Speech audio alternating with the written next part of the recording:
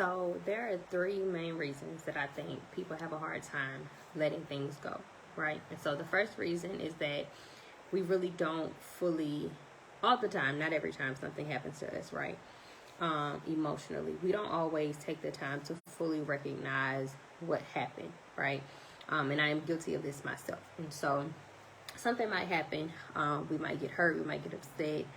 Someone might piss us off. And rather than actually taking the time to reflect, sometimes you don't even got the time. Sometimes so much stuff going on in life, and you really got to pick and choose what you giving your time and your energy and your headspace to. And it's like, bruh, I don't even have it to deal with that right now. And so what we do is that we don't take the time to fully recognize, okay, what happened? How do I feel? There's no processing time, right? And so we either avoid it, we ignore it, we downplay it, we find fillers or distractions so we don't even have to think about it. And it really keeps us from really acknowledging, like, we even feel some type of way, right? It's like, bruh, I ain't got time. Like, I ain't got time to be in my feelings. That's dangerous. If you find yourself not being able to let something go, it could be that you haven't even allowed yourself time to acknowledge, yo, I feel some type of way about that. Or that don't sit right with me, right? I think I'm about to take off these glasses because this glare is like, ooh.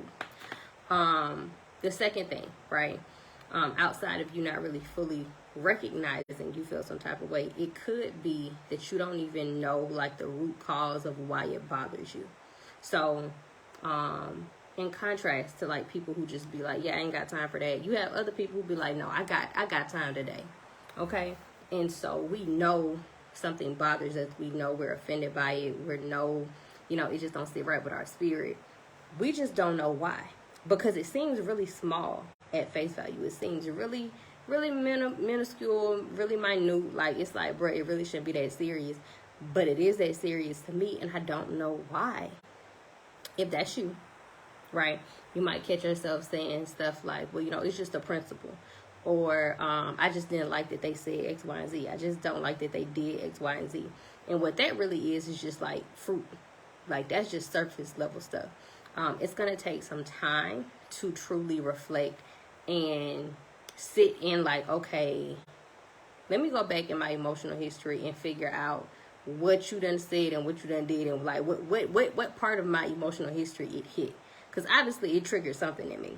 I just don't know what it is yet. And so if you find yourself not being able to let go of a situation or something somebody did or said, it might be because you don't know the root cause of it, despite it looking small and little to other people.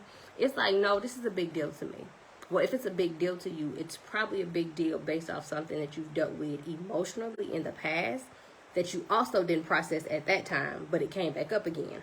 And so now you have a new opportunity to process it. But that's a whole nother deal. We'll get into the how a little bit later. The third reason that you probably can't let something go is because you're reading too much into it, right? Goodness gracious. I hear all the time, read the room, right? Oh, I be reading people. People say that all the time. Well, I tell my clients, people ain't books, okay? Context clues are inconsistent in the real world when it comes to people and communication and conversation and relationship. You cannot be out here just relying on your context clues of reading people as a means of communication. That is not sufficient. When asking rather than assuming can get you a lot more answers. You get a lot more answers when you ask versus when you assume. It's not and I'm gonna tell you how you know that you fall into this category. If you say stuff like, well, I already know what they was thinking, I already know why they did it, I already know, I ain't gotta ask. Really? So you telling me you read minds too? Well, how is it that you can read everybody else but you? How is it that you can read everybody else but you? We can't read people. I know we like to think that. I know we think that context clues are sufficient and can give us enough evidence to get us to a conclusion. No. Context clues are not a form of communication. We need to ask. We have to ask. right? If we want to answer, we're going to have to learn how to ask. Because assuming is not sufficient. Assuming is a safety net so that we don't have to confront and we can avoid conflict. It is not a form of communication.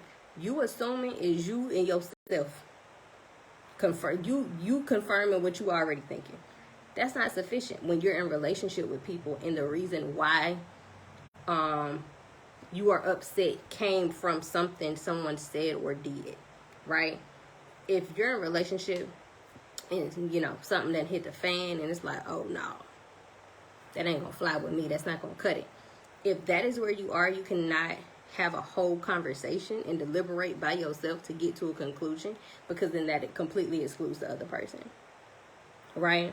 We start building up storylines and scripts about, you know, why they did what they did, what they meant when they said it, all these things, and we don't know any of that, right? And so if something has happened to you, either, you know, recently, long time ago, either way, you're not over it yet and you can't let it go, it's probably one of these 3 reasons. Very possible.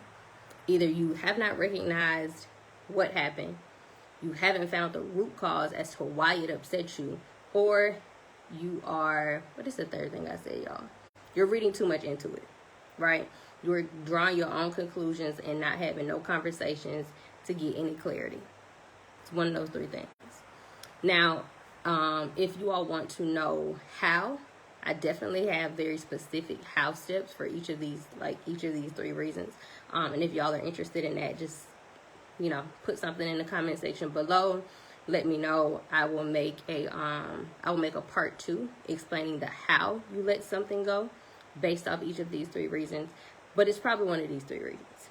And we is all guilty. I'm not just out here like, oh yeah, it's y'all, it ain't me. No, it's me too. I am guilty of either not fully like recognizing when I'm hurt, not always taking the time to process and get to the root of like, okay, what is my issue? What is my issue with what these people done said to me? Like, what did they didn't hit a nerve. What's that nerve? Because you sitting on my nerve and I got to figure out which one it is. Or 3, just reading way too much into it. Oh, I am very much guilty of number 3, baby. I have did number 3 for a number of years. And it was only until recently that I began to be more intentional in making sure that I step back and kind of like sit with myself to be like, all right, let me make sure I'm not out here having conversations by myself, coming to conclusions. Let me go ask. Let me go ask, hey, you know, what you mean XYZ, you know? What was you thinking when XYZ, you know? So yeah, y'all let me know if y'all want a part 2 on the how to let things go based off each of these 3 reasons, or something different. You know, if it's too personal and you don't want to get into all that in the comment section, you could feel free to send me a DM. I will respond. We can chit chat there. So yeah, y'all peace. Have a good Sunday.